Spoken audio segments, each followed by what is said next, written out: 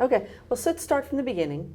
Tell me your name, even though I know it. Myron Keep Brown. Okay, so Myron, take me back. It was like, I think 1:15, 1:20 in the morning. Tell me Yeah. what happened.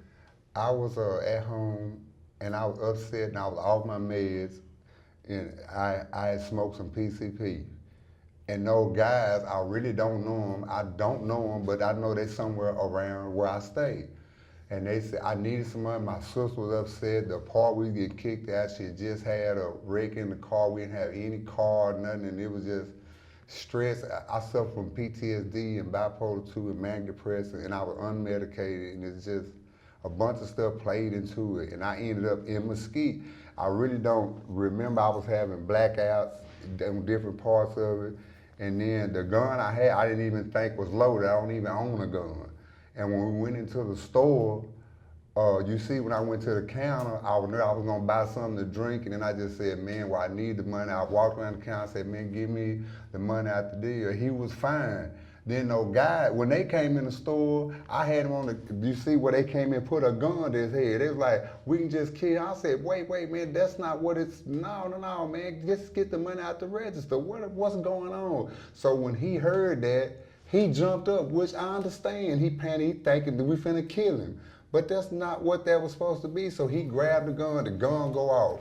When he heard it say that he kept pulling the trigger. He was pulling the trigger, and I was like, I'm so glad there wasn't no more bullets in there. So I got him back on the ground, and I was telling him, man, I'm shot, man. Y'all need to get out.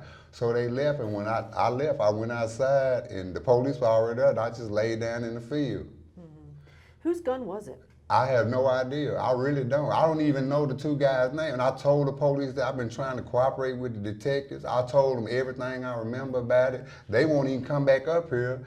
They went and accused my sister of driving the car. My sister is a nurse. She didn't have nothing to do with my family. They don't even, man, my family is embarrassed to high heaven over this. And my sister is not like that. And she had nothing to do with it. Her boyfriend had nothing to do with it. I don't know who gun it was. The gun, I left, the gun fell out of my hand. I thought the gun was at the scene. So evidently, one of them picked it up and left with the gun. Mm-hmm. And so you'd never seen these guys before? Never had seen before. I recognize their faces familiar on the pictures, but I don't know their names. I don't know nothing about them. So who came up with the idea of robbing the convenience store? They had to, because I've never been to Mesquite. I've never been over there. And I don't have any kind of robbery history, none of that on my background. I'm telling you, they caught me. I was high on PCP and I was out there because I was upset about my sister. I'm unmedicated on my background. You can check it and you know everything I'm telling you is true. I really don't know. I must have heard them talking about money and I fed into it. And I went out there. I'm not trying to shift the blame on nobody. I did what I did. And I'm just glad that the man is not hurt, and I hope he's okay. And I know that that's a terrible thing to do, but I hope he's okay. So when you say I did what I did, tell me more about that, Myron. I just don't want to put the responsibility on nobody, on my family, I did it, but I did it because I really don't remember doing it. I mean, I remember doing it because it come back in pieces, but I was, like I said, I was unmedicated and I was hurt about my sister, about my family. And it wasn't supposed to be like that. I wasn't trying to hurt nobody. I was trying to help my family. That's what I was trying to do. And I hate it turned out like that. I mean, but I don't want to shift responsibility on nobody. Those guys, they're going to catch them. And I'm here and I'm here. I just felt I needed to talk to somebody about that. It wasn't we was going there to kill him or hurt him. That's not what was on my mind, on my attention. I don't want that to wish that on nobody. You just needed the money? I needed the money. And you can check, my sister was getting kicked out the park. She had eviction. We just had a wreck that Friday. A lady hit us. She was uninsured. Her car's in the pound. Nowhere around. My sister is a nurse, been a nurse for 25 years. And I didn't have no way back to the stoop house. I've been trying to go to the Solid Foundation, drug clean environment, to go over there and try to stay clean. I went back to the stoop house where they upped my medication, where I'm on Dallas Metro Care, that I take my meds, and they had upped it, and I was going back down to get my meds, and I came home, and my sister was upset. She was crying. She hadn't ate in 2 days. I was gone. And I was like, what's wrong? And she said, I had she didn't have no cigarettes. I had $8. I went and bought her 2 chicken tender bags and bought some cigarettes. But if she has a job as a nurse, she Yeah. makes good money. Yeah. She doesn't need you to rob convenience I stores. no, she doesn't, and she did not put that in my head. She didn't. She didn't. My sister didn't even know what I was doing until the police came there. She didn't. She did not. She did not put that in my head. If she'd have known that's what I was gonna do, she'd have been outside, probably hitting me in the head with something. She's not. She's not like that. So you mentioned the stew pot. Are you homeless or do you have? Yeah, I must come to my sister's house and bathe, and I've been homeless, and I was trying to go to the Silent Foundation, but the beds were full. And I went and talked to my doctor, Catherine Getz, and I was crying, I was upset. And she said, Myron, you stressed, you need to come in. You need to come in twice a week and let us up your meds and let us get you to some counseling because you headed to a bad place. And I was trying to get there. I was coming. I was going. And then when I smoked the PCP, I blacked out. I really do not. I'm remembering bits and pieces of what happened. And I told the text, man, I'll cooperate in any way I can. I'll tell you what I know about the guy, where that, what's going on, what I remember. And my sister tell you, she's saying, I don't have nothing to hide. I'm here. I'm not trying to hide or delude it in any kind of way. I will help the folks I'm trying to help them as much as I can. What about your criminal record, Myron? You've been I've been to prison 13 times. I've been to prison. I went to prison altogether. I was in prison 25 years, but never with no aggravated armed robbery. Never nothing to this extent. When I was young, I had assault on police. I always had issues with like authority with stuff like that because of the violence. My daddy was abused. He jumped on me, and then in prison I was in gangs. Just violent stuff in my past from history. That's why I got the PTSD, and I've always been like that. And I've had theft charges, stealing when I was homeless, stealing food or stealing CDs, something to sell, but never to this extent, nothing like that. The reason I know I had to be high, and I heard them talking about the store, and they led me into this. I would not have went to I don't even know how we got out to Mesquite. I stayed in Dallas, right by the Fair Park. Tell me about the moment when you and the clerk were wrestling. Yeah, when he heard. Were you surprised that he was fighting back? Yeah, not really, because when the guys came into the store, the guy had a gun. I didn't even know he had a gun. He said he put the gun to the clerk head, and he said something about, he said, just shoot him. I said, man, are y'all crazy? I said, no, man, you see me in the film, why do them like that? And I drew my attention away from him, he jumped up, he grabbed the gun. So I'm trying to tell him, no, man, they not gonna hurt me. The gun is going back and the gun go off. I'm like, wow, I'm shot in this store. Because the surveillance video shows you wrestling with him with the gun before those guys come in. So he was afraid you were gonna kill him. No, no. He came when they came in the store. When I walked up on him with the gun, I didn't threaten his life or nothing. I didn't tell him, I said, give him the money, I'd arrest her. Now maybe it's a gun. I mean, I don't blame him. For fighting. I probably would have too. And it's just the way it came out. And he said, you heard him say that he was pulling the trigger. The gun I didn't even know the gun had bullets in it. And then when it fired, I was like, dang. I said, I looked at him to see it, because I didn't really understand it. I was shot, and I was like, damn, I seen the blood. I said, oh my God, he shot me, I'm shot. What was that like for you? How painful was that? It was bad. It tore, like I told you, in my rotary cup, it tore my rotary cup and broke my rotary cup in 3 places, broke my arm, tore all the muscles, exited my back. It's painful. It's been up and down. And then Mesquite police, when I left, they took me to Baylor Hospital. They didn't treat me. They left dirty bandages on it. They left me in the hospital. My arm blistered all up from the stuff they put on there. When I got here, the Parkland staff here wouldn't even see me because they was afraid to see what Baylor had done. They sent me straight to Parkland. I got to Parkland, and they were like, who done this? What is wrong? Who put this on you like this? In the video, you could see you lose a lot of blood. I did. I lost a lot of blood, and I was scared. And that's why when I got outside, as soon as I saw the police, they didn't know where I was. They didn't see. I laid down on the ground. I said, man, I'm right here. I'm shot. I called her. I wasn't trying to get away no more. What do you want to say to Luis if he's watching this tonight? What would you say to that clerk? It was just you and him. That I'm sorry, and I respect him for fighting, that he was trying to defend his life, and I understand that, and that I hope he forgive me in some kind of small way, and I forgive him for me getting shot. I know even though it was my fault, that may not be the right thing to say, but I hope he can go on with his life, and I wish him the best. I don't have no hard feelings. I hope he don't have any toward me. That's me harming him or ending his life or shooting him in any kind of way was not my intention in the store. I would never do that.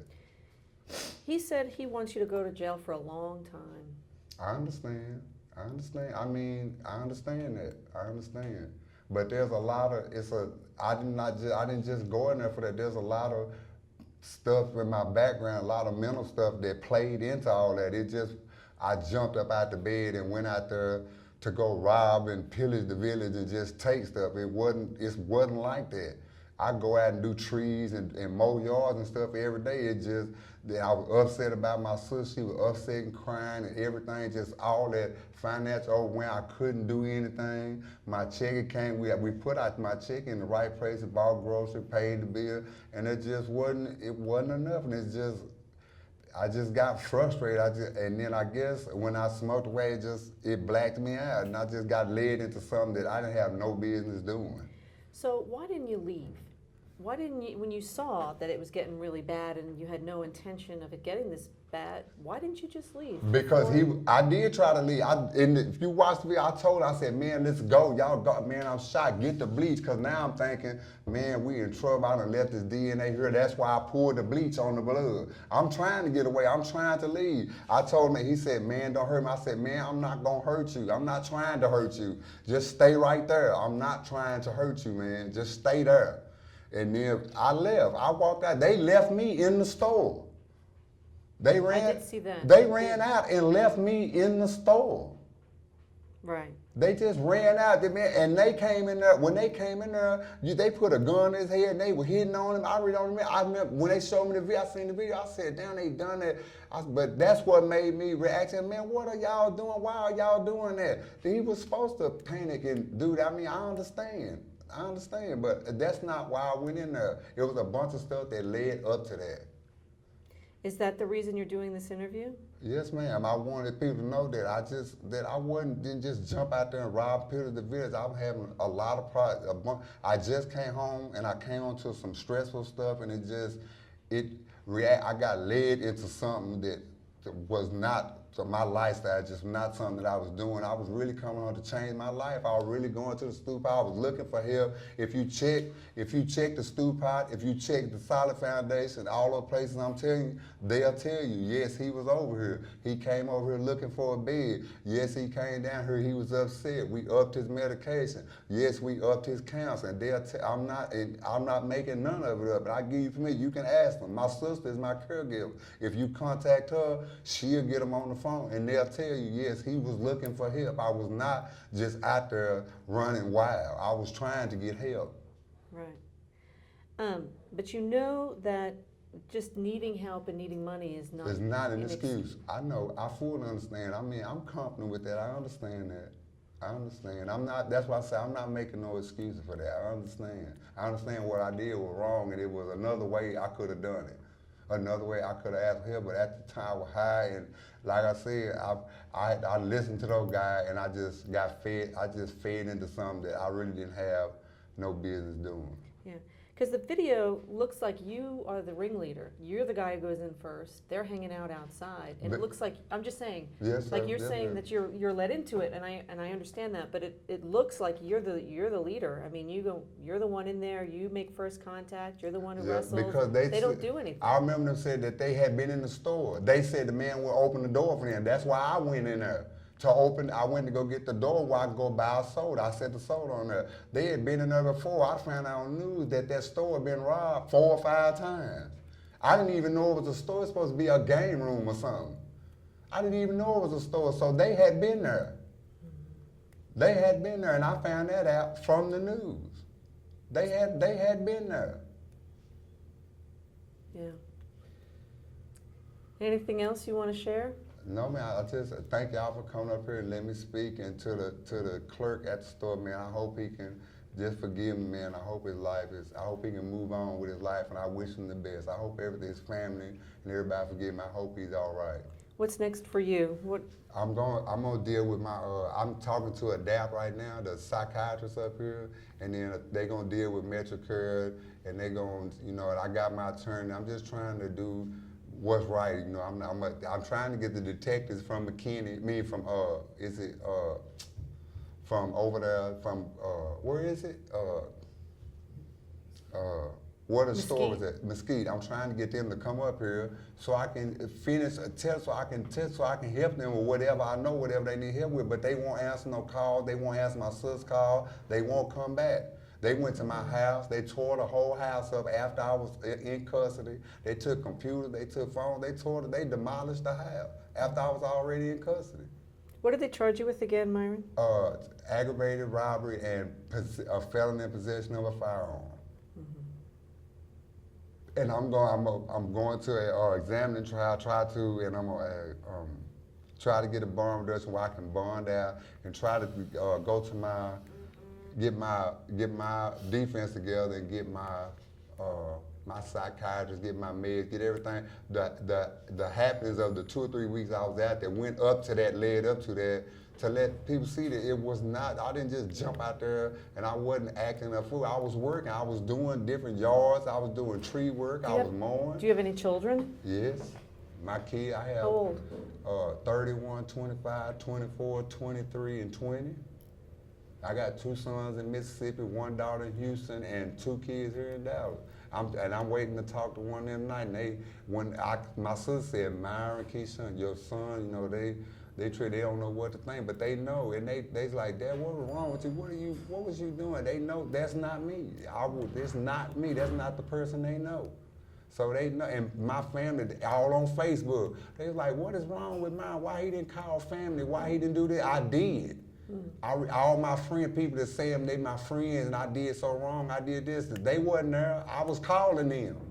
They wouldn't answer the phone. They wouldn't talk on Facebook. I tried to go get my family help. Didn't nobody help, but now all of a sudden this done happened. Now it's why you didn't call your friends, why you didn't reach out to your family. We tried to do that, me and my sister. My sister's out there still trying to do it. They not trying to help. It's good. Those words mean a lot, but they don't mean nothing without any action. They don't mean nothing. Well, thank you, Myron, for talking to us. Thank you. I appreciate it. You can come back anytime. Best of luck to you. All right, thank you.